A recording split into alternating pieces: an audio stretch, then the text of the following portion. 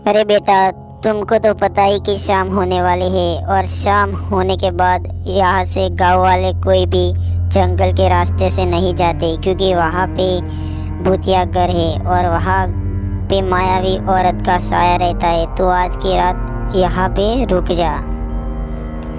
अरे सही बोल रहे हैं पिताजी। भैया, आज की रात तुम यहाँ पे रुक जाओ, क्योंकि गांव वालों का ऐसा मानना है कि जो भी रात को वहाँ से निकलता है वो कभी लौट के नहीं आते।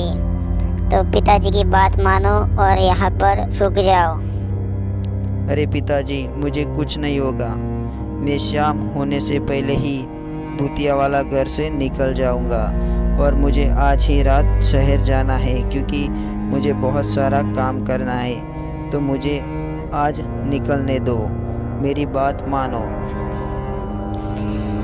ठीक है बेटा, पर एक बात का ध्यान रखना। तुम जैसे ही भूतिया वाला घर से आगे निकलो तो वहाँ कभी तुम पीछे मुड़ के मत देखना और रात होने से पहले वहाँ से निकल जाना और संभल कर जाना।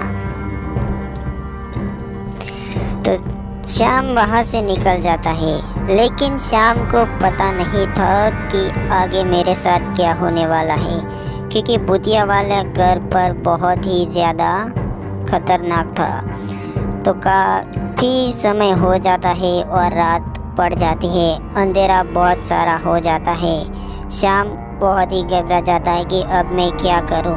तो कुछ देर आगे जाने के बाद एक तांत्रिक शाम को दिखता है, लेकिन शाम थोड़ी देर उसे देखता है और तांत्रिक फिर बोलता है, अरे बच्चा, तुम इधर आधी रात जंगल में क्या कर रहे हो?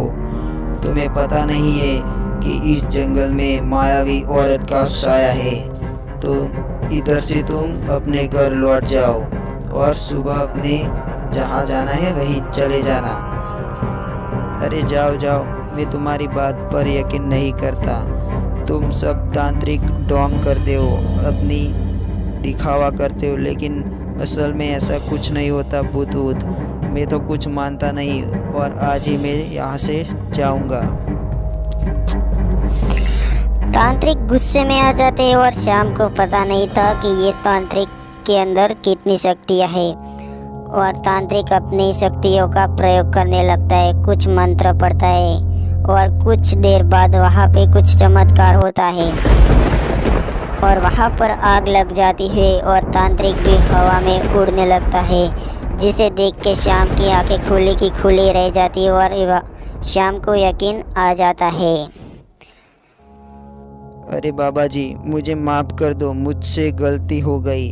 लेकिन मैं आपसे प्रार्थना करता हूँ कि मुझे भूतिया वाला घर से तुम निकालो, क्योंकि मुझे आज ही शहर जाना पड़ेगा और मुझे आपकी मदद चाहिए। मैं बिल्कुल अकेला हूँ। तो बच्चों, ये है भूतिया वाला घर। तो देखते हैं इधर क्या होता है। अगर वीडियो अच्छी लगती है तो एक लाइक जरूर से कर देना और चैनल पर नए हो तो सब्सक्राइब करके जाना। तो श्याम और तांत्रिक वहाँ पर आ जाते हैं और तांत्रिक को पता था कि इधर मायावी औरत का साया है। तो तांत्रिक को पता था कि यहाँ से हमको आगे जाने को नहीं मिलेगा। तो तांत्रिक बोलते, ये मायावी औरत, तुम कहीं भी छुपी हो तो मेरे सामने आ जाओ और हमें यहाँ से जाने का रास्ता दो। यही मैं तुमसे प्रार्थना करता हूँ। अरे तुम कौन हो जो मुझे रोकने का प्रयास करते हो और मेरे घर पर आके मुझे ही बुलाते हो? तुम इधर से लौट जाओ वरना मैं तुम्हें जिंदा चबा जाऊंगी। अरे लौटना तो तुम्हें पड़ेगा। मुझे यहाँ से, मेरे दोस्त को यहाँ से निकालना है, उसे अपने शहर जाना है। तो मेरी बात मानो, तुम इधर से चली जाओ, हमें जाने का रास्ता दो। अरे लौट जाओ तुम यहाँ से, मैं यहाँ से नहीं हटने वाली। अगर तुम यहाँ से आगे आए तो मैं तुम्हें जिंदा खा जाऊंगी। शायद तुम्हें मेरी शक्तियों का अंदाजा नहीं है।